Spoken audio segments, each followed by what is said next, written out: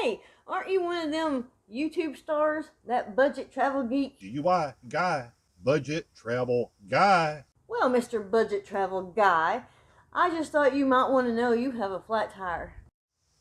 Hey friends, Kevin here, and I'm going to show you how and what I carry to take care of low tires and flat tires on the road. Now, I can tell you from having to help a whole lot of other people out along the way, most people don't think about this and don't plan for this until it's too late. And this is one of these things I've talked to people, and it's like, well, I have AAA, I have this, I have that, okay? You're going to be sometimes waiting for 3, 4, 5 hours for anybody to show up to help you, even if you have these services. And some places you go, you'll find out that they may go to a certain area, but they aren't coming 18 miles back in there to come help you, protect you, but simply because they don't get paid for that. So you can get into some bad situations.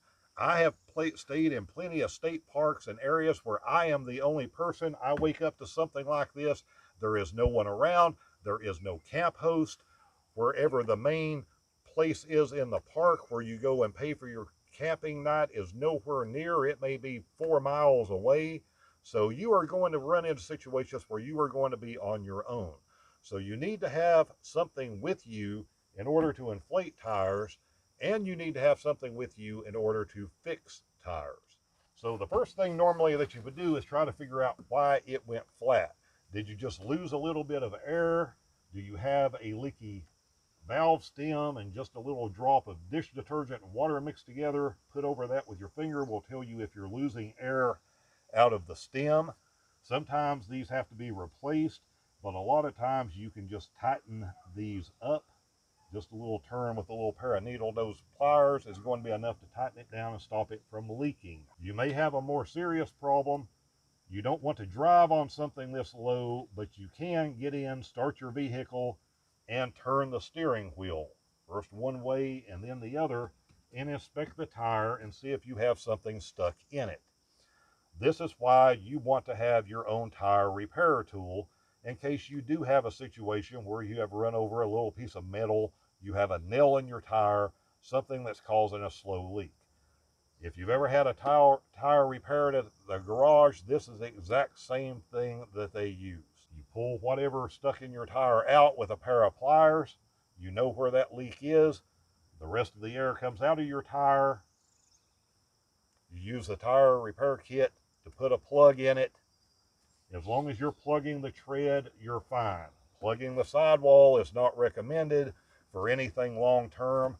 I have had to do that once in an emergency where I ran over something that spiked me right in the sidewall, and I was able to plug it and then drive slowly to get to someplace where I then had to buy a new tire. At least I was able to solve the first part of the problem by having a tire repair kit and a pump. Now, what you're going to run into with pumps, and this is the important part, you can run into Walmart and a lot of these little stores, and they'll sell you this pump, and they'll go, hey man, it's got all this great stuff on the box. Oh, this thing goes up to 100 psi, and it does this and it does that, and here's this little cord that plugs into your cigarette lighter. There's a couple of problems you're going to run into. The first one is the cords on most of those things are very short, which means if you will probably have trouble with a lot of them even reaching the back tires of a minivan, but I guarantee a full-size van or anything larger, that little dinky cord with the cigarette lighter, you will not be able to reach those rear tires.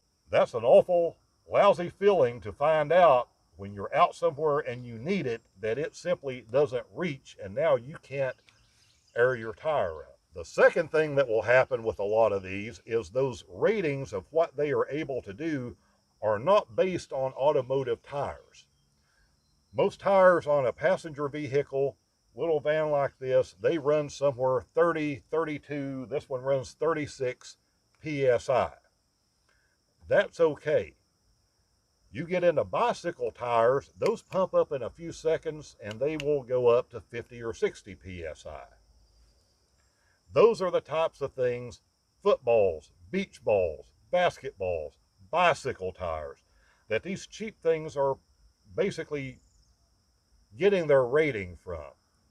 When you're dealing with a full-size truck or a full-size van that has these light truck tires, like my larger white van does, I have to run 60 pounds of air in the front, 80 pounds in the back.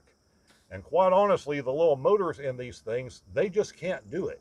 They cannot get that much pressure into a tire that size. I've gone through several of these over the years that would blow half of a tire up and die. On my big van, couldn't even blow it up because it just could not get enough pressure. So this is what I've found. This is what I've carried for the last couple of years, and it gives you some advantages, and here they are. First, this system I use, it does have a cord. It is fairly long, and it will reach the back wheels of this. It will not reach the back wheels of my full-size van. Knowing that was a problem years ago and running into that with the first few of these I had to deal with, I bought a heavy-duty 12-volt extension cord, and I will link that down in the comments below in case you have a larger van or you are pulling a trailer or something behind you to where you just are not going to be able to reach with cigarette lighters. But here is why I really like the one I use. One, it is tough enough to blow up anything, including these full-size truck tires that I need to get to 80 psi. On something like this, you can blow up several tires off of a charge because this has a rechargeable battery, something like you would find in 18 or 20 volt power tools. So I can run around, I can top off 10 or 15 tires for people. I can even do full inflations of probably 3 to 4 tires this size. Fire this thing up just for fun. I'm showing 10 pounds in this. It is not completely flat, but it is close. Certainly nothing you want to drive on. You take a chance on busting the bead, ruining the tire. So then we just hit our little adjustments and we can put this at any rating we want. So for this particular vehicle is 36 pounds.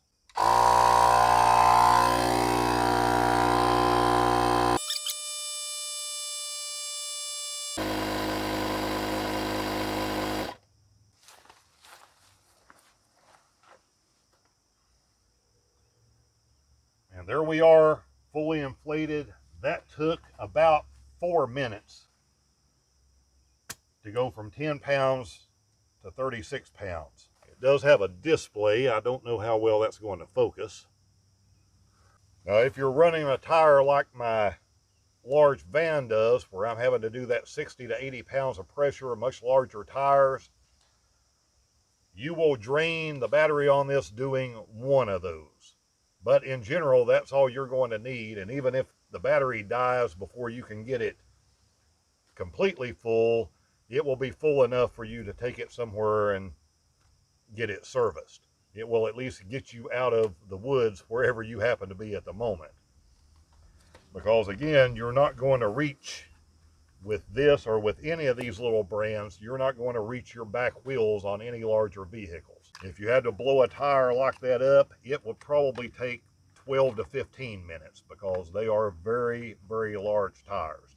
But what you're going to find on SUVs, what you're going to find on passenger vans or minivans that a lot of you are traveling with, it's going to be about like a tire on any standard automobile. And this will take care of it pretty quickly, pretty efficiently. Does have a light built into it. I'll link this down below, and like any product I do, for those of you that have seen other videos on this channel, I don't do unboxing videos. I don't care what pretty color something is. I don't do a review of a product after I've had it 2 days and used it one time. I have had this thing for probably a year and a half, maybe going on 2 years now. And I have used it a bunch of times on my stuff. I've used it to help other people. It's nice, especially in the big van, for me to walk around every couple of mornings. I can put the gauge on the tire. I can see what the pressure it is. I can add a pound or two if I need to. and I don't have to go through trying to string all of these cords. Same thing on the minivan. When I'm out camping in it or I'm out working in this thing, I can just grab this like it is, walk around, check my tire pressure, add air if I need to, top everything off, and I'm good to go. So this is one of the handiest things I've ever bought, and the one I will link to is exactly what I have, one that I know has worked for me and hopefully will work for you. Let me know what you've used on the road when you've run into an issue with a flat tire. Let me know if you've been out camping with people and somebody wakes up with a flat tire and no one has a solution for it, no one has a way to help them, because at the end of the day, we all learn from each other. And we'll talk soon.